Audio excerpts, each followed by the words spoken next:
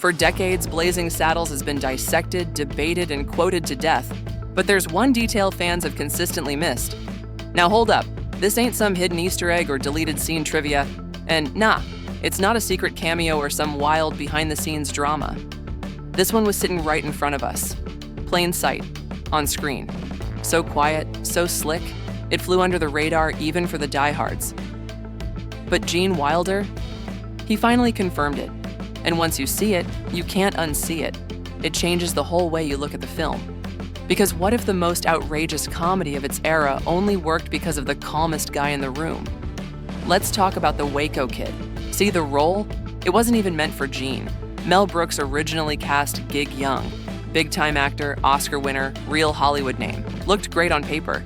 But first day on set, total meltdown. Dude was sweating, shaking, couldn't hit his lines. People thought he was doing some next-level method acting, but nah. Turns out he was going through serious alcohol withdrawals. Mid-morning, he collapsed. Production stopped cold. So what does Mel do? He calls one man, Gene Wilder. No script read, no salary talk, no breakdown of the role. Just a friend doing a solid.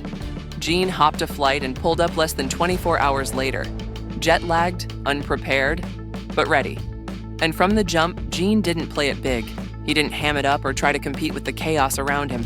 Instead, he brought in that quiet heat, that slow burn, played the Waco Kid like a man who's seen some things and felt every inch of it. That was the move.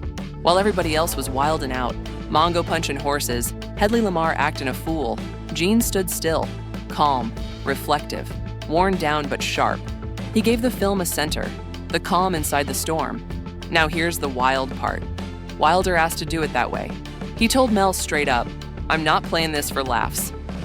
And Mel said, "Okay." So when you rewatch it now, that jailhouse scene where the Waco Kid talks about his shaky hand, about losing his nerve, you feel it. Not just the comedy, but the weight. It ain't just a funny line. It's pain, dressed up in punchlines. That's the trick right there. Gene didn't need to yell.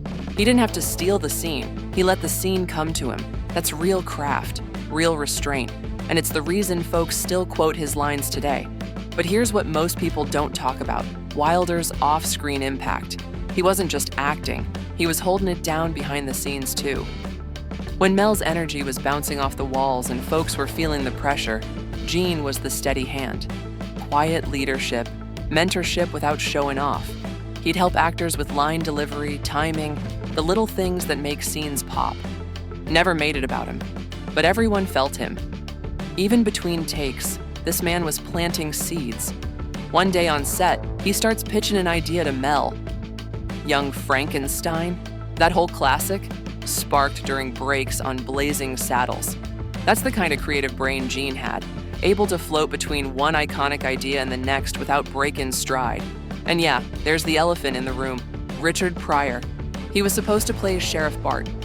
Co-wrote the script, brought the edge, the truth, the punch behind the punchlines. But the studio wasn't ready for Pryor on camera. Too risky, they said.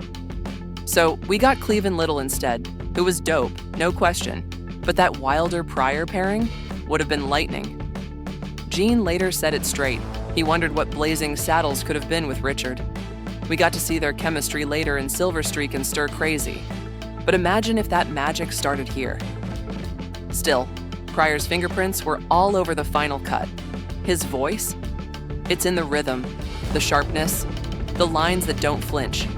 Even if he wasn't on screen, his energy was. Now go a layer deeper, and Gene's performance starts to look even heavier. The Waco Kid ain't just a joke. He's broken. Number shaky for real. The way Gene plays those tremors, that ain't just comedy. That's trauma. That's loss. That's the story under the story. He don't say much, but the pain's right there. In the pauses, in the eyes, in that slow, tired drawl. This man ain't trying to be funny. He is funny because he's real. Mel Brooks himself said it. Gene gave the film its spine. Without him, the satire could have spun off the rails. With him, it landed. So yeah, Blazing Saddles is loud, wild, chaotic genius. But at the heart of it all, it's Gene, sitting still, smirking, shaking, holding the whole thing together with a look, a line, and a whole lot of soul. That's what fans missed. but once you see it, you'll never unsee it again.